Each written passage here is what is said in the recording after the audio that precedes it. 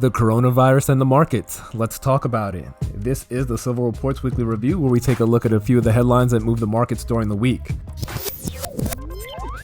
On Monday, the markets were closed in observance of Martin Luther King Jr.'s birthday.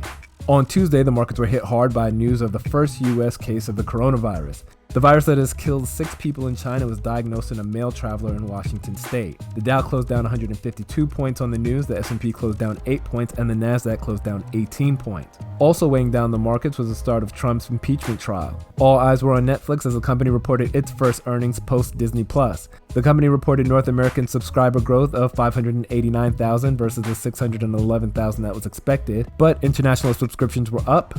The company reported an EPS of $1.30 and revenue of $5.4 billion, which beat estimates by $20 million. IBM reported revenue growth in the first time in a long time. The company beat revenue estimates by $160 million and beat EPS estimates by 2 cents. And United Airlines reported an increase in revenue per available seat mile and a decrease in unit cost per available seat mile. United's revenue of $10.8 billion was in line with estimates, and the EPS of $2.67 beat estimates by 2 cents.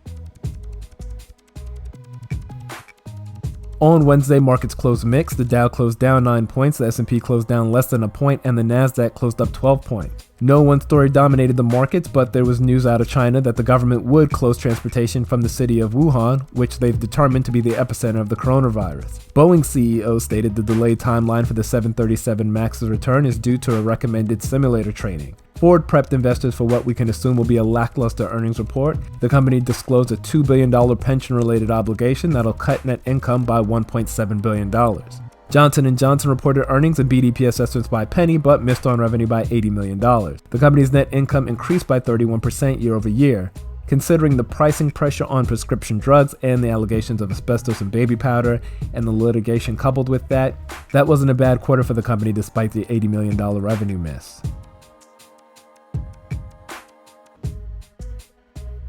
On Thursday, the markets closed mixed again, with the Dow closing down 26 points, the S&P 500 closing up 3 points, and the Nasdaq closing up 18 points. The markets were down early, but they were able to recover later in the day.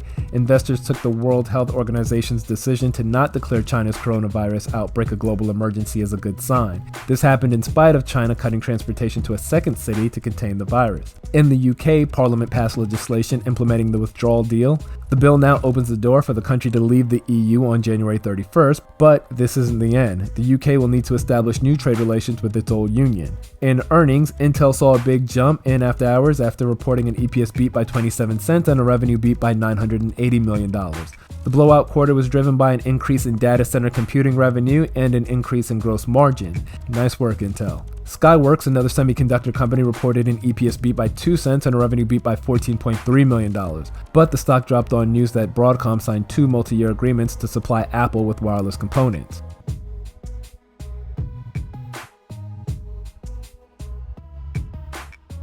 On Friday, markets fell as confirmed cases of the coronavirus increased. The Dow closed down 170 points, the S&P closed down 30 points, and the Nasdaq closed down 87 points. France joined the list of countries outside of China, including the US, South Korea, Thailand, and Japan, with a confirmed case of the virus. Also, the US confirmed its second case of the coronavirus in the Chicago area.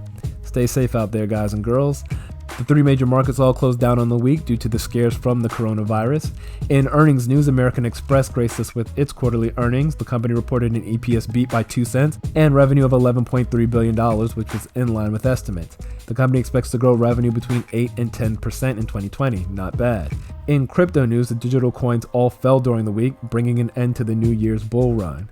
Bitcoin closed our week out at $8,459, Ethereum was trading at $161.86, Litecoin was trading at $54.37, and Ripple closed the week out at 22 cents. Crude oil closed the week out at $54.35 per barrel, down 7% from last week's close.